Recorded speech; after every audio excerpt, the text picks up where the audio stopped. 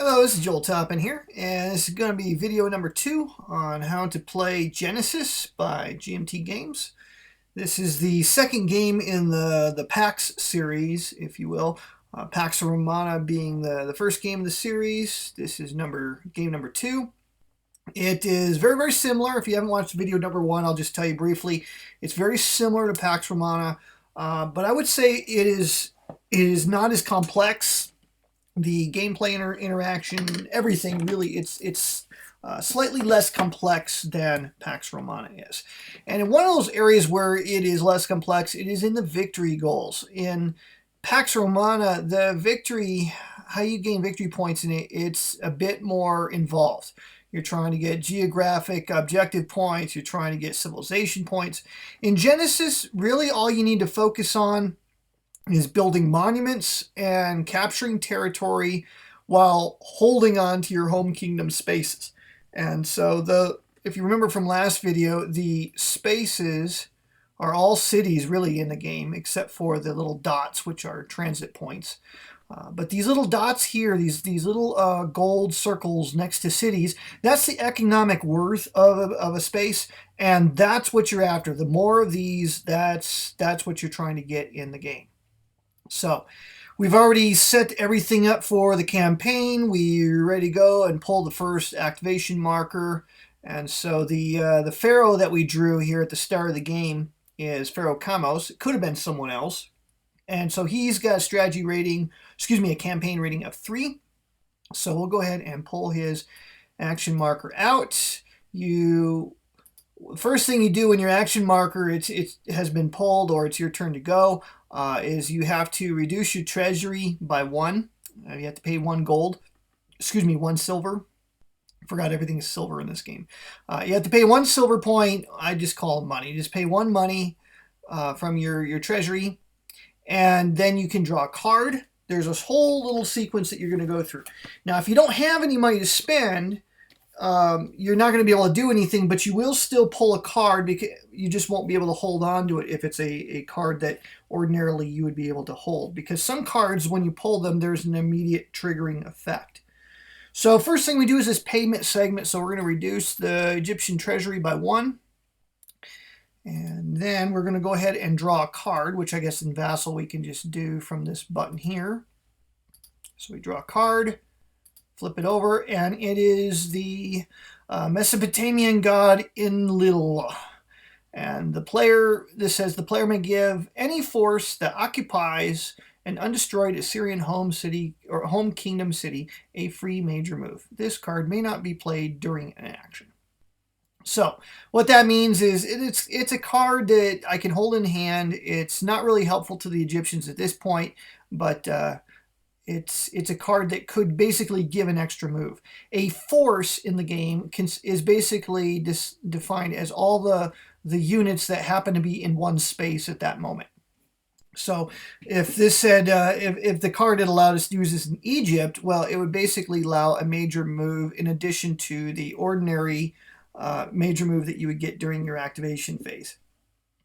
All right, so we pulled the card. Next thing we do is the action segment. And in any order that we choose, we may execute a major move, one and only one major move. That major move means we can take a force consisting of all the units in one space, and then we can move in with that whole force as a single group and do things with them. We can march them around the board, attack cities, capture places, and so forth.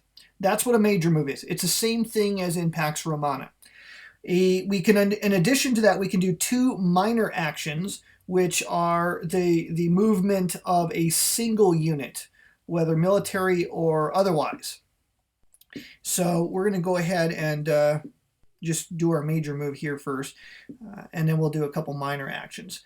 Something I did forget to do before we set up, and so I want to go ahead and do it now before I forget, is part of the setup is a player may voluntarily reduce his infantry by as many as he wants, but he can use that opportunity to raise peasants instead. So what we've done here is I converted one of the infantry into peasants, and so we're going to leave them. Tell you what, we're going to clone. Well, shoot. tell you what, we'll just go ahead and take them with us. We'll just have them start here in Tanis. Okay, so our capital is not exactly guarded. We'll just have to hope that nothing evil comes of that decision. Okay, so let's go ahead and do a major move. We'll do a couple minor actions, and then we're going to do a recruit action. What a recruit action is, and that's something that's new in this game that you don't find in Pax Romana, but a recruit action allows you to raise up new infantry and or chariots, but you can only do it outside of your home kingdom. So you can't raise new infantry in your home kingdom. You can only do it outside your home kingdom. So it's sort of the opposite of what you would do in the manpower phase. In manpower phase, you raise manpower within your home kingdom only. Recruitment allows you to do it outside, but it's very expensive. It's 1 money per infantry unit, and you can raise a maximum of 2 in each space that you recruit in. So a single recruit action, we could recruit up to any spaces that we control, so long as they're outside of our home kingdom here. All right, so to do a major move, first thing we're going to do is roll a die. And we roll a 1, not very spectacular. And to that die roll, we add the campaign rating, which is the number in red at the bottom right of the leader's counter. So our king, or pharaoh, Cosmos, will give a total movement of 4. So not a lot of movement points here. Something I didn't explain in video 1 is, what are these water connections? These can be used for like trade routes. The darker colored ones are for piracy events that can come into play later in the game. We won't worry about that for now. The lighter colored ones are non-piracy related, but what these allow us to do is they do allow the Egyptians only to do a move for 3 movement points from one port to another port that they control. You can't use it for amphibious invasions, but it does give the pharaoh some serious mobility, so he can really jump around. But you have to already control the destination space.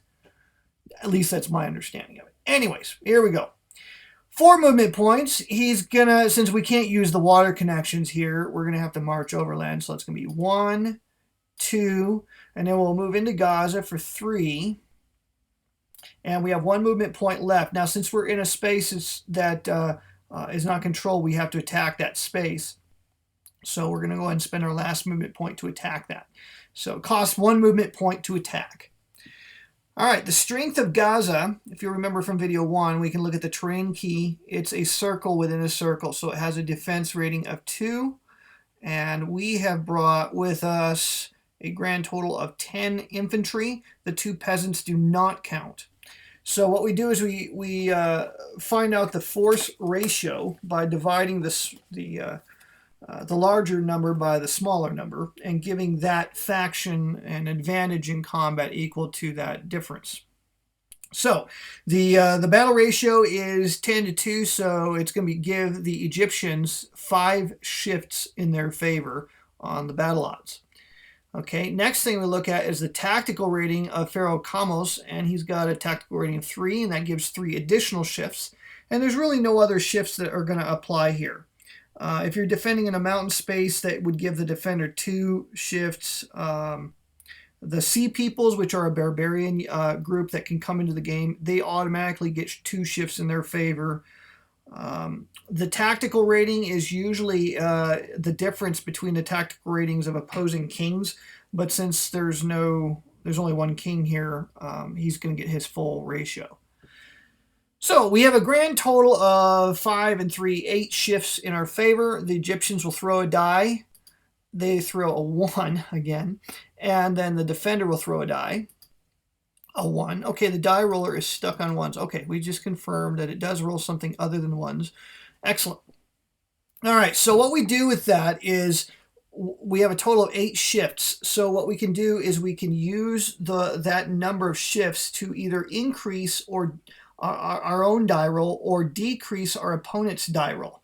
And what's going to happen is the final modified die roll result in a battle situation is going to be multiplied by 10, and that's the percentage of loss inflicted on the other side. So right now, without any shifts, we've both inflicted 10% losses on each other. But since Pharaoh Kamos has got 8 total of 8 shifts. He's going to raise his own die roll up by 7. So you're going to use 7 of the 8 to bring his final die roll result up to an 8, which will inflict 80% losses on Gaza. And he'll use the last one to reduce Gaza's die roll to 0, which inflicts no losses on the Pharaoh. So then we look at a percentage loss chart that is, I don't know if it's in here or not. Oh, good. It looks like it is. I will show you. Okay, here's what we're going to do. First of all, when we looked at the battle odds, if you can't divide, you can actually use this. So if you struggle with math, here's your solution. You take the defender's ratio of or strength rating of 2. We brought 10 with us. There's your result, 5 shifts. Okay, percentage loss. We're going to look at the BP total of the defender is 2. We come across here to 80%, and we will find that that's going to wipe out the city's defenses. So what we will do now is we will find a loss marker somewhere in this vassal module. So give me just a second to find the markers. And we will put a defenses destroyed. So the city's defenses now have been destroyed. Let me go ahead and put it like this. There we go. Nicely centered. Okay, city defenses have been destroyed. Next, we can plunder the city, which means we get gold, or silver rather. We get money equal to the economic worth divided by 2 and round it up. So Gaza is just going to give us 1 money. So we get our money back from this activation segment. Okay. We also have to check to make sure that the Pharaoh isn't injured in battle. Since he's the winner, he will only die on a die roll of 12. So 2 dice together, and 6 and 5. Boy, he's flirting with it. So that would have been grim. You don't want to lose your Pharaoh like on the first activation. That's bad. So there he is, and they'll go ahead and stop for the turn. Now we can do our, we're out of movement points. If we had more movement points, he can continue to move. He could go up and attack Jerusalem, do some other things. He can drop guys off along the way if he wants. But once a unit's dropped off, they can't move anymore. You can't go back and pick them up. You can also, during a major move, pick up units that have not moved yet this turn, or this activation segment, I should say. And they cost 1 movement point to pick up and add a unit to the moving force. So if there was already, say, this guy here was already stationed here and we wanted to pick him up along the way, it would go 1, 2, 3, and then we wouldn't have had enough movement points to attack Gaza. But you get the idea there. So you can pick guys up along the way. Alrighty, so our Pharaoh has captured Gaza. He's cheated death. I'm in favor of adjusting the victory point things right away, so we'll just go ahead and move him up by 1. Okay, now we can do our minor moves. We have or we could do a recruit now. You can mix this up in any order you want, but none of the guys that move with Kamos are allowed to do anything movement related. Okay, you can only move once per action segment. So whether it's part of a major move or minor move, you can only move once. So they're done moving. I would just feel better if I had somebody down here in Thebes. So I'm going to go ahead and do a minor move with him, which means we roll a die, and that's how many movement points he gets. So he gets 6, but we're just going to move him to Thebes. So we really didn't need to roll the dice. It's only 1 movement point away. I just wanted you to see how that would work. Okay, we have 1 more minor move, and for that we're going to do or minor action, I should say. We're going to do a construction action using our peasants here to rebuild the walls of Gaza. So what we're going to do with them is it's going to cost 1 of our minor moves, and we're going to spend, it costs 2 money to increase the wall levels by 1. So from 0 to 1 will cost you 2 money.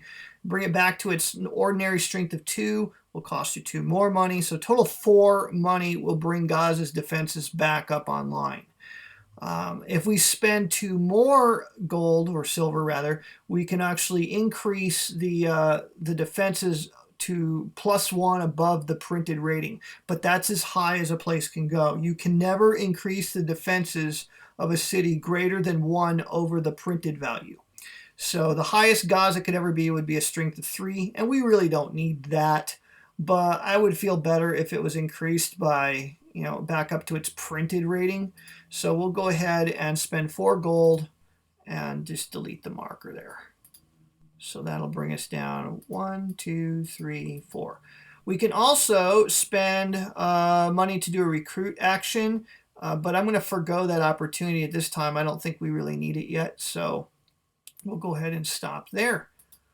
And that will conclude the activation. Now, as long as this Egyptian force is existing in Gaza, Gaza is controlled by the Egyptians. So now, if he marches out of there with his whole force, Gaza immediately becomes neutral again, and since its defenses have been built, you'll have to attack it again to get it back. So, you want to be careful of that. You don't have to rebuild defenses, but sometimes it makes sense to do that. I mean, this is kind of the gateway to Egypt from the east. All right, so they're done. Let's go ahead and do the next activation. This will be the Hittites. And we will go ahead and draw their card. So the Hittites draw a card, and it is... Oh, it's a chariot card. All right, interesting decision already right away. They only have 11 money in the treasury. Playing the chariot card now... you can only play cards during your turn unless the card is of an interrupt variety that allows you to play it against somebody outside of your turn. For example, there's some cards that allow you to cancel the effects of a card that's been played against you. Sometimes there's a card that can be used as a defense in battle or as an attack in battle. There's an ambush card that allows you to play against another opponent while he's moving. So...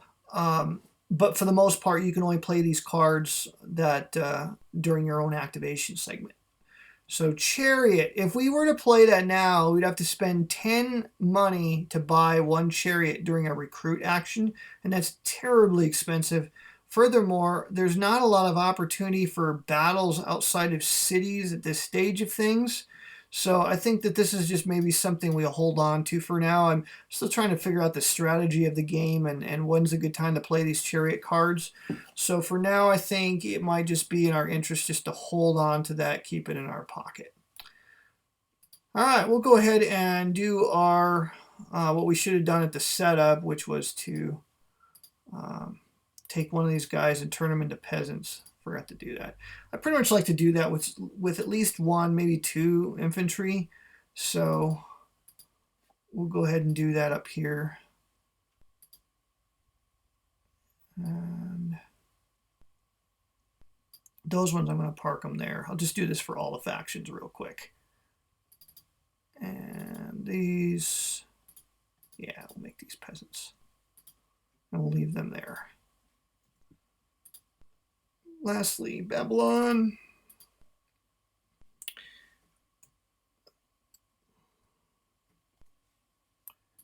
And we'll make those into peasants.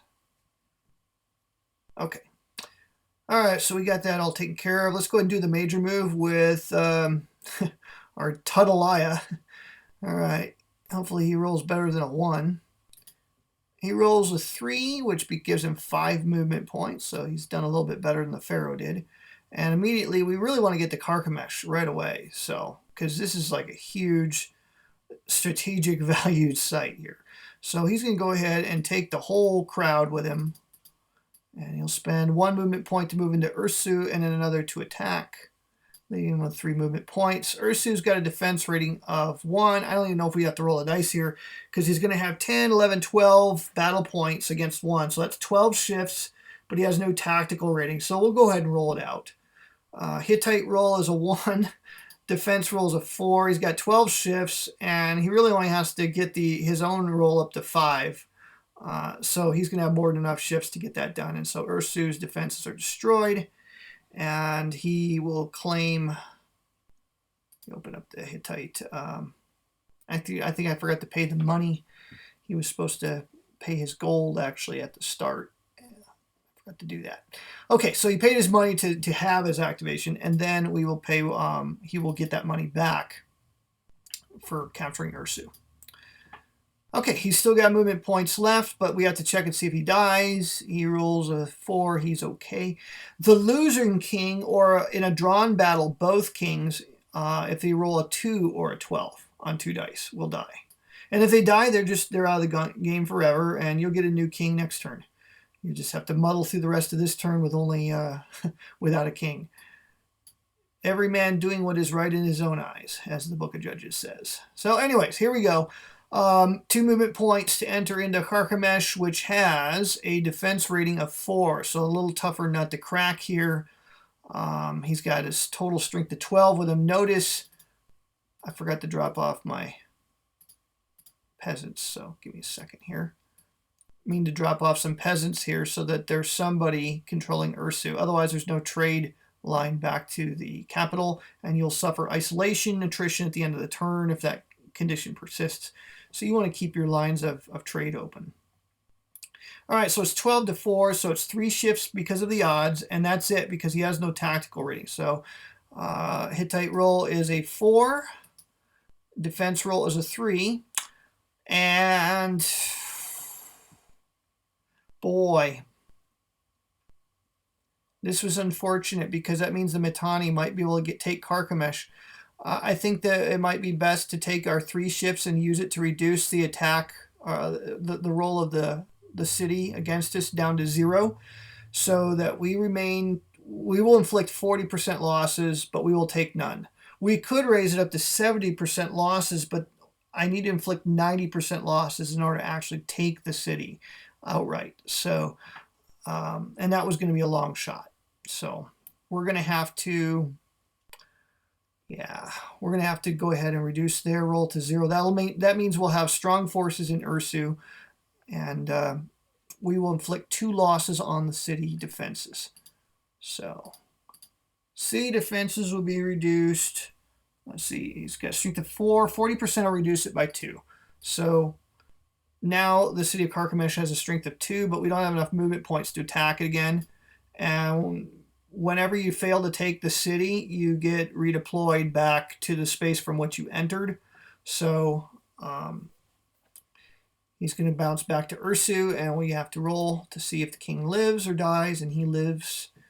And he's got 1 movement point left, but he's not going to do anything with it, so I think he's just going to be done. All right, minor moves. What do we do with our minor moves? Well, I was going to hopefully be able to rebuild the walls of Carchemish. I think we're at this time, I'm not going to do any minor moves. I could rebuild the walls of Ursu, but I'm not sure I want to do that at this stage even. I want to hold on to the money. So I think at this stage, I'm going to hold off doing anything further, pass on my minor moves and recruitment, and just end that turn. They have a lousy king to start the game with there. That was a bad draw. Okay, Mitanni. Here comes the Mitanni. Pay their gold here, or silver. I keep calling it gold. They pay their money, and they draw a card. And we'll flip the card over. It is the Moses effect, Slave Revolt. Slaves are acquired whenever you kill an infantry in a battle and you're the victor of that battle, or if you destroy a city. Now, we've taken the city defenses down to 0, but that's not destroying the city per se. You can raise the city to the ground by spending movement points equal to the economic worth of the city whose defenses are 0, and then it becomes a destroyed city. It has no economic worth or anything until you rebuild that city. And it costs 5 silver to rebuild a city, and it comes back with a defense rating of 0, and then you have to start adding on to it from there. So sometimes you penetrate into an enemy kingdom, and that's a way to just, really set that kingdom back, would be to actually destroy their city rather than try to hold on to it. All right, so they have a card. It doesn't really do a whole lot for us at this point because there's no slaves been captured, but player may designate a city space occupied by slave units where monument construction is underway, or when any other construction area was just completed, and basically you remove all the slaves.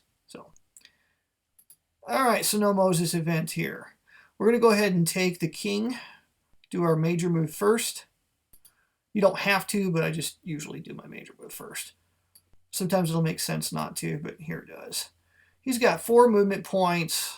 He rolled a 2, and he needed a little more than that to get it done. Yeah, it might have been, I wanted to get him to Carchemish. 1, 2, 3, 4, 5. He needed 1 more movement point. So I had positioned them here because it makes sense to go after the mines here right away. So I guess that's what we're going to do. Spend 2 movement points, go in here, and it's going to be 6 to 1 odds, and then a 1 shift because of the king, so 7 shifts total. Mittani roll is a 1. Defense roll is a 4.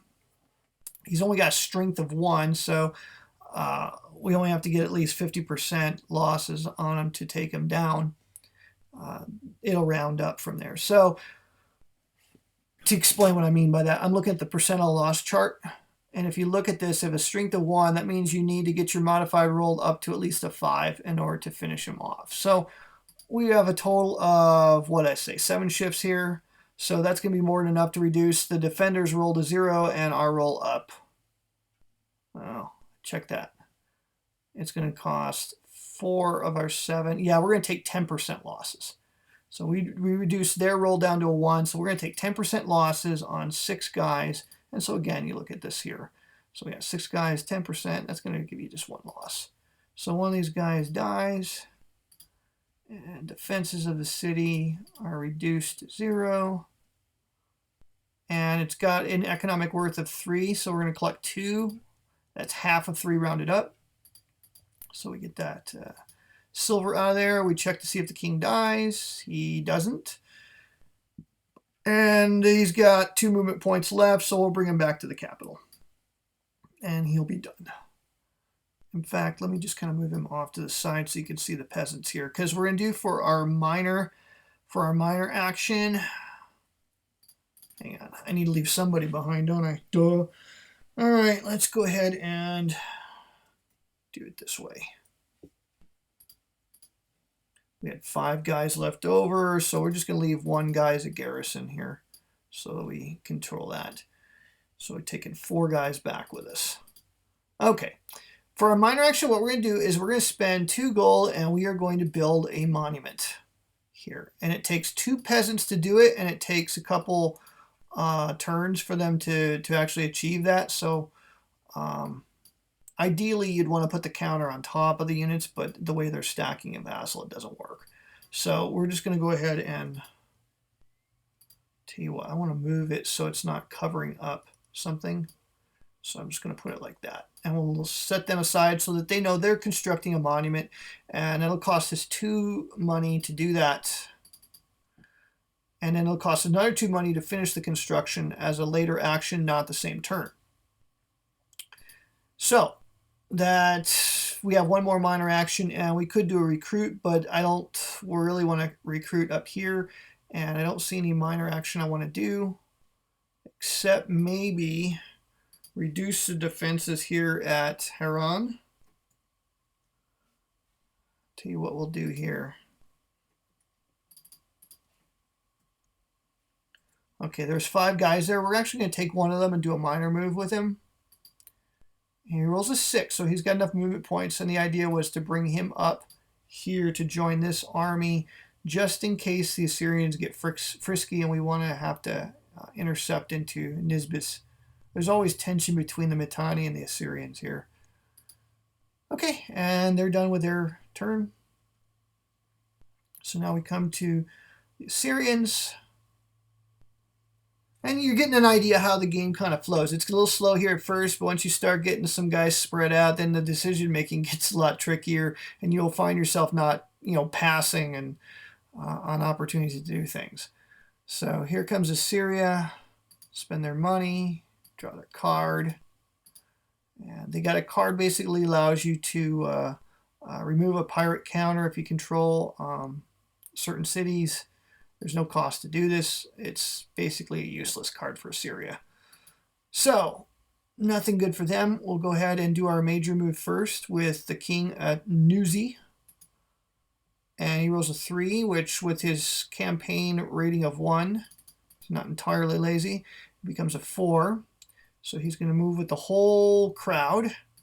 1, 2, and then 3 to attack, leaving him with 1 movement point.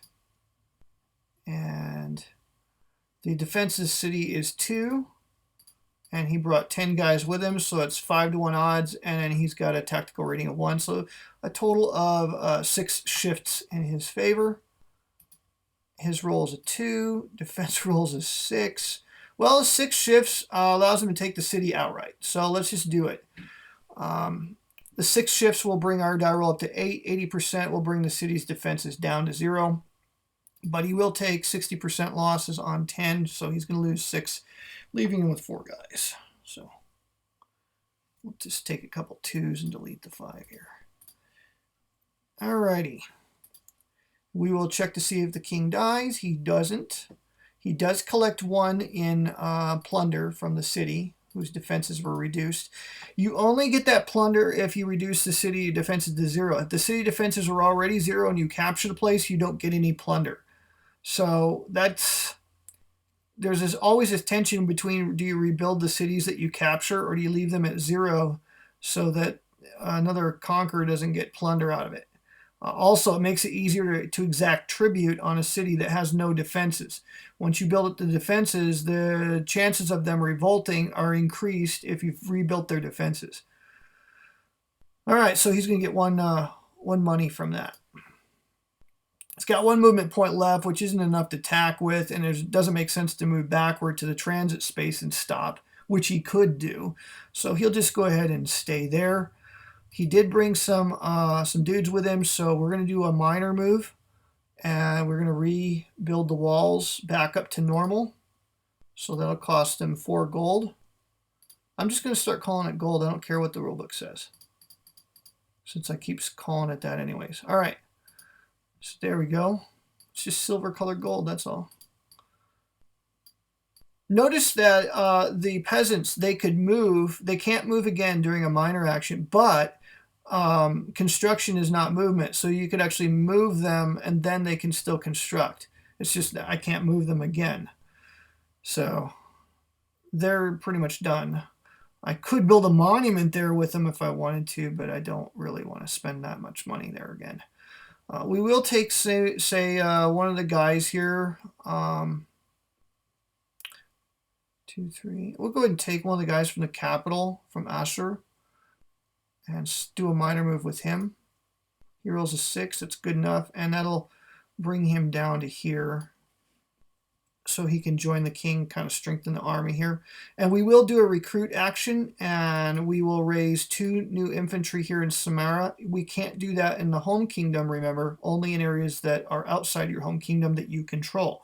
So we will go ahead and move that up to a 3, and that costs 2 more gold. Don't run yourself out of gold, otherwise you won't be able to take actions. Just, again, if you played Pax Romana, you know about that. Okay, and he's done. So that's a recruit action. Don't get recruitment mixed up with minor actions. Construction is a form of minor action, whereas recruitment is like its own special thing.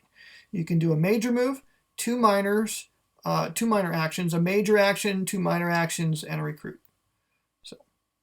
So he is done. And we'll finish this video up here by going to Babylon. They spend 1 gold, and they draw a card. And flip the card over. It's a Sheridan card. This is a great card. If the sea people show up and you defeat them in battle, you can play this card, and then you get the Sheridan, which is a marker, gives you 1 shift in battle for the rest of that turn. At the end of the game turn, not the end of the round, but the end of the game turn, when all the activation markers are done for the turn, then that marker will go away. But it does give you a nice edge in battle. Unfortunately, the chances of the Babylonians confronting the Sea Peoples are almost nil, so it doesn't really help him. All right, Babylon. What are we going to do with these guys? We're going to do a major action here with Agam. He's going to Agamon. He rolls 5, and his campaign rating is 3, so that gives him 8 movement points. And I have these areas defended here just because the Elamites, if they ever get stirred up, they can cause havoc down here for the Babylonians. So it's best just to defend it. And since they have a pretty high manpower rating to start the game with, I figure it's worthwhile to defend some backcountry here. So they're going to go ahead and take the whole crowd out of here, spend 2 movement points to move in and attack Sipat. Sipat's got a rating of 3 in defense, And we've brought 10, 11, 12, 13 with us. So 3, 6, 9, 12. There's your 4 shifts, and then 2 more for his tactical, for a total of 6 shifts. All right. He rolls a 2. Defense rolls a 2. I'll tell you what. Let's keep the momentum up. We've got a couple options here. Number one option is we could reduce our losses to 0 and have to attack it again, cost us a couple more movement points. Or we could keep going with the momentum. I think it's worthwhile to go with the momentum here. So let's go ahead and take 20% losses on our 12. So, or 13 rather. So 20% losses on 13 is going to be 2 of our guys. So we'll go ahead and reduce that down. And we do take the city, and we collect 1 gold, which is half of its rating rounded up. So we get our gold back here. Check to see if the king dies. He doesn't. We will drop off one of our peasants to control the place. And then we will move up here for 2 more to move and attack, leaving us with 4 movement points. Now, at this point, the king up here could intercept, but if he does, he becomes the attacker, and basically they will fight outside the city against me because they're intervening in a neutral situation. They're considered to be temporarily aligned with one another. He's got 3, 4, 5, 6, 7. His tactical rating is lower. It doesn't give you any advantages if you intercept, so he's probably best off not messing around with this. So he will decline the opportunity to intercept. Okay, so what we've got is we have a total of 11 guys coming in and attacking 2. That's going to be 5-to-1 odds. So 5, and then the 2 tactical rating. So a total of 7 shifts in the Babylonian favor. Babylonian roll is a 4. Defense rating is a 6. Ouch. Well, tell you what, I think it's best that we go ahead and reduce our losses to 0 because I'd like to be aggressive this turn with this king. So I'm going to go ahead and reduce their roll to 0 so we don't take any losses, and inflict 50% losses on them. And that'll bounce us back here. He'll regroup back here, and he'll have to roll. And he rolls 6. So the king does not die, but that chewed up 2 movement points. So we got 4 left. We'll spend 2 more to come after it again, and we'll definitely take it this time. And again, the king up here, he's going to forgo a chance to intervene. And this time we're going to have 13 shifts altogether. 11 for the strength points, and then 2 for his tactical rating. And so our roll's a 4, his roll's a 6 again. And that's going to be more than enough. We didn't really even have to roll the dice there. I don't think it was possible for us not to win that and even take any losses. So he will reduce the walls down to 0. He will collect 1 gold from that. And the king does not die, which is good. We got 2 movement points left. I think it might be fun to go ahead and have a battle between kings. So let's go ahead and do this. This would be like uber aggressive. We'll go ahead and drop off our peasants to control the place that we just left. And then we will attack up here. The king that's being attacked, the forces being attacked, they can try to withdraw before battle to avoid battle. But in this case, let's just stand up and fight rather than to avoid. If you do want to avoid, you have to roll a die, and that's how many movement points you can move away. You don't add the campaign rating. It's just whatever you rolled, and that can be modified on a table if your opponent has chariot superiority. In other words, if they have more chariot battle points than you do, then they can actually hinder your ability to retreat and withdraw before battle. It's a lot like cavalry in Pax Romana was. So in this case, we got a city strength. They will use the city as a defense. and they will have that will give him 2 points. Now it seems like that might be a no-brainer, but it's actually not. If he fights outside the wall of the city and the battle goes ill, he could retreat back to Newsy and minimize his losses. He could reduce his own losses by up to 10%. So that's not a cut and dry decision, but he will go ahead and use the city defenses. That'll give him 5, 6, 7, 8, 9 points to 11. So there's no shifts for battle odds, for strength differential. And then his tactical rating of Babylon is 2. Libya of the Assyrians is 1. So there's only one shift in the Babylonian favor. So it's a real crapshoot here. And Babylonians roll a 1. And Assyrians roll a 5. Ouch. So, faced with 50% losses, I would rather inflict something more serious on the defender. So I'm going to inflict, like, say, 20% odds on the Assyrians. So they have 3, 4, 5, 6, 7, 8, 9, and 20%. I think that's going to be 2. I think. Yeah, 2 points. And they can choose to take it on the walls, or they could take it on units. Since walls are expensive, take it on your manpower, I think. So he'll go ahead and reduce 2. And he's got 11, and I think that's going to be 6 when you round up. Yep. So 50% of 11, he loses 6 string points, leaving him with only 5 guys. And he will also lose a movement point for losing a battle. So if you lose a battle, you lose a movement point. Bearing in mind that what we did here when we failed to attack this to capture the city, we didn't lose the battle, we just did not reduce the walls to 0. Don't confuse the two. The winner of a battle is whoever inflicts the highest percentile loss. And in this case, the Assyrians clearly won 50% to 20%. So the Assyrian is the victor, and he rolls a 8 and survives. Agam the third rolls an 8 and also survives. But a 2 or a 12 would have killed Agam. And he's forced to come back here. He's only got 1 movement point left. And so he will spend his last movement point doing nothing. We will stay put there. And instead, what we will do is we will now do a recruit action and recruit 2 guys here. Or recruit 2 guys here in Dur, yeah, whatever that place is. Wherever the king's at, that's where we'll do it. And we will then also build 2 in this place here. So that's going to cost a total of 4 gold.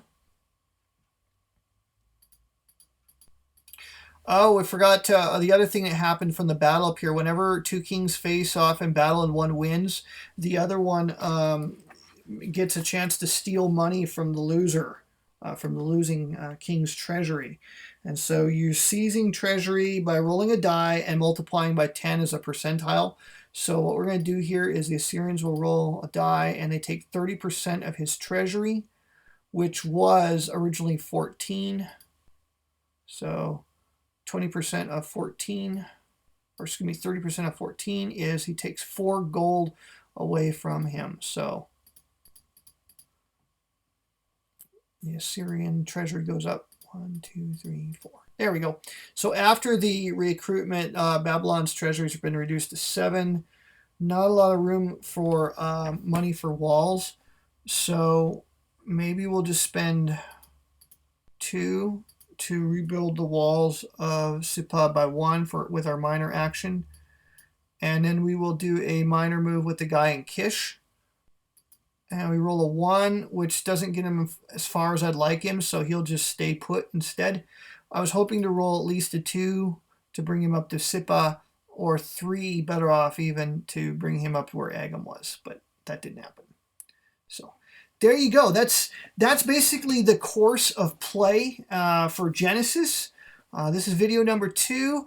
And I think this pretty much, between this and the first video, gives you a real good idea of how to play the game. It's not a very complex game. A lot of neat things that can go on in here.